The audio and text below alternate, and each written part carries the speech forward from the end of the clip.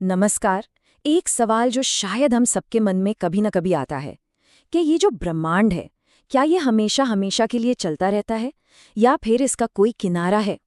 आज हम इसी बहुत बड़े, बहुत गहरे सवाल की तह तक जाने की कोशिश करेंगे कि हमारे ब्रह्मांड का असली पैमाना, इसका असली साइज आखिर है क्या? अच्छा, तो इस बड़ी गुत्थी को सुलझाने से पहले चलिए एक छोटी सी पहेली से शुरू करते हैं। एक ऐसा सवाल जो हमारी आम समझ को थोड़ा सा चैलेंज करेगा। यकीन करना मुश्किल है, पर इसका सिर्फ एक ही साइड है ना कमाल की बात? और यही हैरान करने वाला जवाब हमारी आज की पूरी बातचीत का बेस तैयार करता है कि जब हम इन्फिनिटी यानी अनंत की बात करते हैं, तो जो हमें अपनी आंखों से दिखता है, जरूरी नहीं कि वही सच हो। तो ये जो अनंत का भ्रम है, मतलब कोई चीज जो हमें इन्फिनिट लगे लेकिन असल में हो फाइनाइट, ऐसा विज्ञान में पहले भी कई बार हुआ है। जैसे कि एक जमाने में गैलीलियो को लगता था कि लाइट की स्पीड यानी प्रकाश की गति अनंत है, इन्फिनिट, पर आज हम सब जानते हैं कि ऐसा नहीं है। इसकी एक तय, एक सीमित स्पीड है। चलिए अब जरा मैथ्स की दुनिया में चलते हैं और इसकी शुरुआत करते हैं एक ऐसी चीज से जो हम में से ज्यादातर लोगों ने स्कूल में शायद गलत सीखी है। हमें स्कूल में अक्सर क्या सिखाया जाता है कि किसी भी नंबर को 0 से डिवाइड करो तो जवाब आता है इन्फिनिटी। पर मजे की बात यह है कि गणित के हिसाब से ये सही नहीं है। इसका सही जवाब है अपरिभाषित या नॉट डिफाइंड। क्यों? क्योंकि इसका कोई एक फिक्स जवाब हो ही नहीं सकता। और इसी आइडिया से जुड़ा है एक बहुत ही मजेदार पैराडॉक्स, जिसे दिया था एक प्राचीन यूनानी दार्शनिक ज़ेनो ने। उन्होंने बताया कि कैसे एक सीमित जगह के अंदर भी अनंत यानी इन्फिनिट स्टेप्स हो सकते हैं। कल्पना कीजिए कि आपको एक पार्क तक जाना है, तो जाहिर है पहले आप आधी दूरी तय करेंगे, फिर जो बची हुई आधी दूरी है उसका भी आधा चलेंगे, फिर जो बचा उसका आधा, और ये सिलसिला तो कभी खत्म ही नहीं होगा। आप हमेशा आधा आधा करते रहेंगे, हमेशा हमेशा के लिए। लेकिन हम सब जानते हैं कि असलियत में तो हम पार्क तक पहुंच ही जाते हैं। ऐसा कैसे? वो इसलिए क्योंकि ये जो अनंत छोटे छोटे स्टेप्स हैं, जब वो सब जुड़ते हैं तो एक अकेली सीमित दूरी यानी एक फाइनाइट डिस्टेंस बनाते हैं। तो अनंत स्टेप्स पर दूरी फाइनाइट। तो अब सवाल ये उठता है कि जैसे जीनों के अनंत कदम मिलकर एक सीमित दूरी बना रहे थे, क्या हमारा ब्रह्मांड भी कुछ ऐसा है जो हमें देखने में तो अनंत लगता है पर असल में सीमित हो? अब इसका जवाब हमें मैथ्स में नहीं बल्कि खुद ब्रह्मांड में खोजना होगा। और शायद इसका सबसे बड़ा सुराग छिपा है ब्रह्मांड की सबसे पुरानी रोशनी में, जिसे हम कहते हैं कॉस्मिक माइक्रोवेव बैकग्राउंड या शॉर्ट में CMB। देखिए, जब वैज्ञानिकों ने प्लैंक ऑब्जर्वेटरी से मिले CMB के डेटा को थ्योरी वाले मॉडल्स से मिलाया, तो उन्हें एक बहुत छोटा सा लेकिन बहुत ही जरूरी अंतर मिला, सिर्फ ±0.4% का। अब ये सुनने में तो बहुत कम लगता है ना? पर इस छोटे से नंबर के मायने बहुत बड़े हैं। ये इशारा करता है कि स्पेस शायद वैसा फ्लैट या सपाट नहीं है जैसा हम सोचते थे।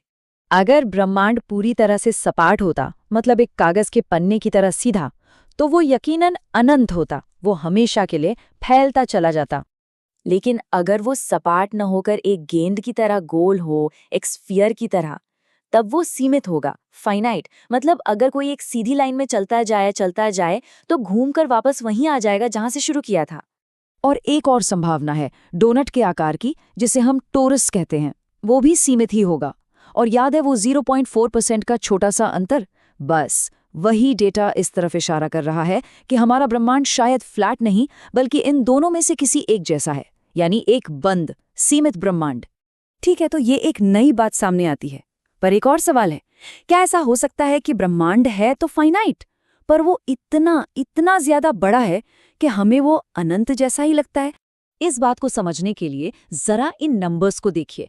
हमारे देखे जा सकने वाले यूनिवर्स में जितने भी कण हैं, उनकी संख्या करीब 10 की पावर 81 है। बहुत बड़ा नंबर है। लेकिन एक और नंबर है गूगल, जो है 10 की पावर 100। मतलब हमारा पूरा यूनिवर्स भी इस नंबर के सामने बौना पड़ जाता है।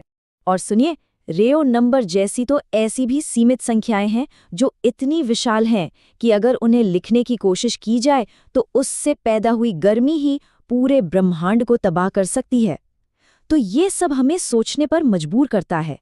क्या सीमित और अनंत के बीच की रेखा उतनी साफ है जितना हम सोचते हैं? लेकिन अब हम एक ऐसे आइडिया की बात करेंगे जो सबसे नया और शायद सबसे हैरान करने वाला है।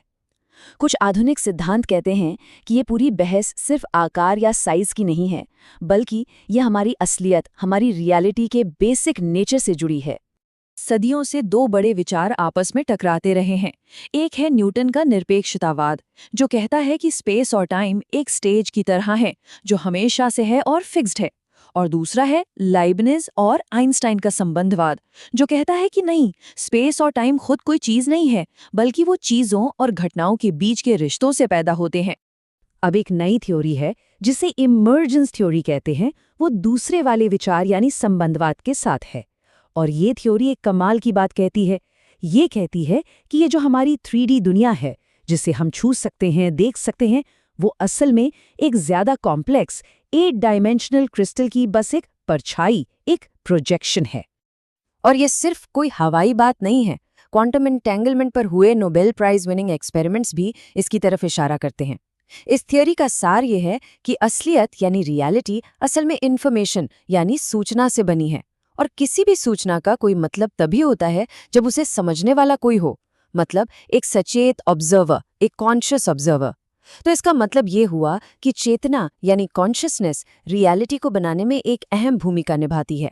और ये बात हमें वापस हमारे उसी पुराने सवाल पर ले आती है, लेकिन एक बिल्कुल नए और गहरे मोड़ के साथ।